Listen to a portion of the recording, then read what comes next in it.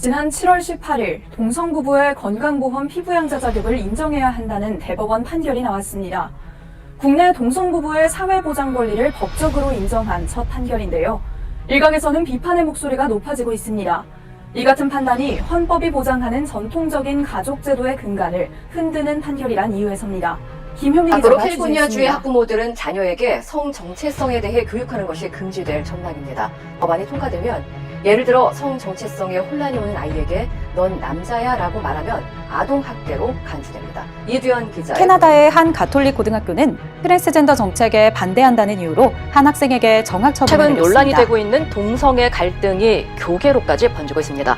동성 결혼을 찬성한 교단의 반대의 뜻을 나타낸 일부 한인 목사들이 파면당하는 일도 발생하고 있습니다. 이두현 기자의 보도입니다. 차별금지법이 얼마나 국민들에게 해악을 가져올지, 문제를 가져올지에 대해서 전 국민들이 좀 알았으면 하는 생각으로 이렇게 방송을 찍게 되었습니다. 그 포괄적 차별금지법이라는 것은 그야말로 특정되지 않은 너무나 추상적이고 광범위한 것에 대해서 모든 것에 대해서 차별을 금지한다는 것인데요. 포괄적 차별금지법을 제정하려는 취지는 뭐냐면은 우리가 흔히 알고 있고 헌법에도 규정되어 있는 대로 생물학적인 남자와 여자의 성 구분을 없애고 바로 사회적인 성의 개념으로 바꾸려는 것입니다. 젠더가 되는 것이죠. 그죠? 여러 가지 성을 직접 결정할 수 있게 됩니다. 그러면은 어떤 문제가 생기냐 하면은 자, 전환길이 남자지 않습니까? 그런데 나는 오후부터 여자를 선언한다. 라고 하면 여자 화장실에 들어가도 되는 거예요. 그리고 여자 사우나에 들어가도 되는 겁니다. 그러면 이제 또 수치심을 느꼈던 다른 여자분들이 신고를 하면은 그게 바로 차별을 역시 저에게 모욕감을 주고 그래서 그렇게 하면은 신고하는 사람이 처벌을 받게 됩니다. 끔찍하지 않습니까? 뿐만 아니라 동성애 같은 경우는 흔히 우리가 알려진 대로 에이즈 감염 위험도 높고 또 좀 비위생적일 수도 있다. 이런 표현도 하게 되면 부정적이다 해서 이거 역시 차별금지법 위반이 되어서 역시 처벌받게 됩니다. 이렇게 부작용이 너무 많고 사회적으로 초래할 문제가 심각한데 여러분들께서는 어떻게 생각하십니까?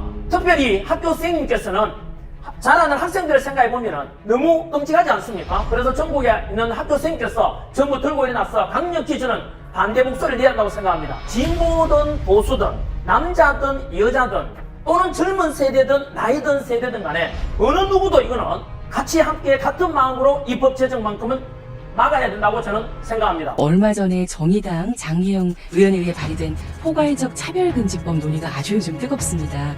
법 전문가시니까 좀 고견을 듣기 위해서 모셨거든요. 어떻게 보시는지요? 그 틀에서 보면은 이것은 우리 국민의 자유와 기본권에 대해서 제약하는 바가 너무 크다. 또 한편으로는 차별을 금지한다고 하지만은 종국에 가서는 실질적으로는 역차별을 초래할 수 있다. 그리고 세 번째로는 우리 헌법이 추구하고 있는 공동의 가치와 공동선에 대해서 허물을 수 있는 소지가 큰 법이다. 이렇게 개괄적으로 말씀드릴 수 있겠습니다. 국민의 자유와 권리는 타인의 자유를 침해하지 않는 범위 내에서만 보호되는 겁니다. 맞습니다. 그렇기 때문에 자신의 권리만을 위해서 타인의 자유를 침해하지 않아야 된다는 것이 국민의 헌법상 의무로서 자동적으로 도출되는 개념입니다. 이것이 굉장히 중대하게 표현의 자유를 침해하고 있습니다.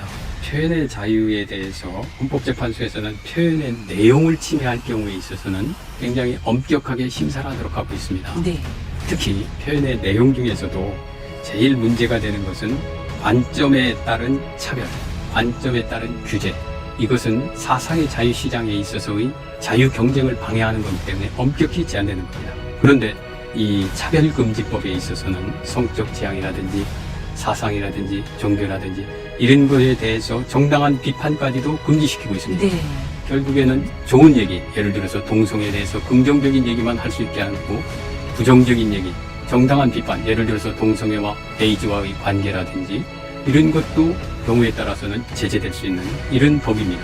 이와 같이 한쪽의 부정적인 것을 합리적인 사실에 근거해서 비판을 한다 하더라도 이런 것까지 금지하는, 이것이 이제 관점에 따른 차별이고 관점에 따른 규제인데 이런 것들은 민주주의의 사상의 자유시장을 침해하는 거기 때문에 이건 엄격히 제한되는 건데 이 차별금지법은 이런 점을, 관점 차별을 지금 시도하는 거기 때문에 이것은 표현의 자유의 중요한 부분을 침해하고 경우에 따라서는 본질적 내용을 침해한다고 할 수 있습니다. 특히 네. 차별금지법에 보면은 적대적, 모욕적 환경을 조성하는 행위, 성적 불효감, 혐오감을 느끼게 하는 언동 이런 것들을 모두 다 제한하고 있습니다. 그것도 자기 소위 말하는 피해자라고 느끼는 사람이 내가 성적 굴욕감을 느꼈다, 혐오감을 느꼈다 뭐 이런 식으로만 주장만 하면은 곧바로 차별금지법의 제재의 대상이 될 수 있습니다.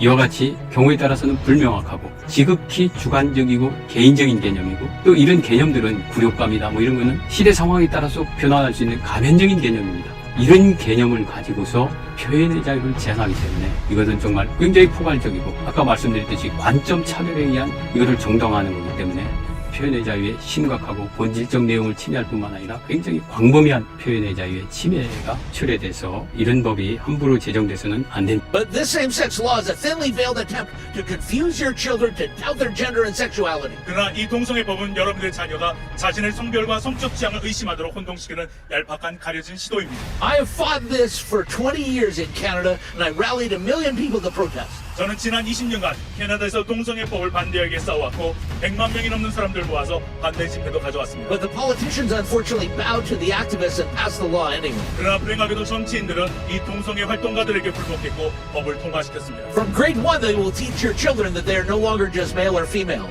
초등학교 1학년부터 선생님들은 더 이상 남자와 여자가 없음을 이야기합니다. They'll teach them that there are tens and tens of genders that they can choose from. 그리고 수백 개의 다른 성별이 있으며 원하는 성별을 선택할 수 있다고 하십니다. The result is that parents have lost their rights over children. 그 결과 부모들은 자녀에 대한 권리를 잃어버렸습니다. The result is a tremendous wave of depression. 그리고 수백만 명의 캐나다 어린이들 자기네 성별을 했으며 또한 우울증을 가지고 있습니다. And now suicide is the leading cause of death under 30. 그 결과 자살이 캐나다에서 30세 미만 주요 사망 원인이 되었습니다. We must protect the Korean children.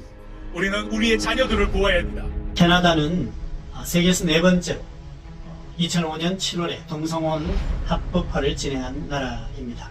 불과 15년이 지났을 무렵에 기독교 주요 교단들이 교리를 바꾸면서까지 동성혼을 합법화했고 성직자에 대한 안수까지 허용하게 되었습니다.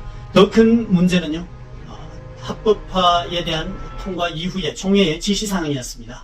각 교회에서는 더 이상 성도 간에 남성, 여성용으로 대하지 마라. 또 무성애자들을 위한 화장실을 설치하라. 화장실은 남녀 공용으로 사용하도록 하라 였습니다.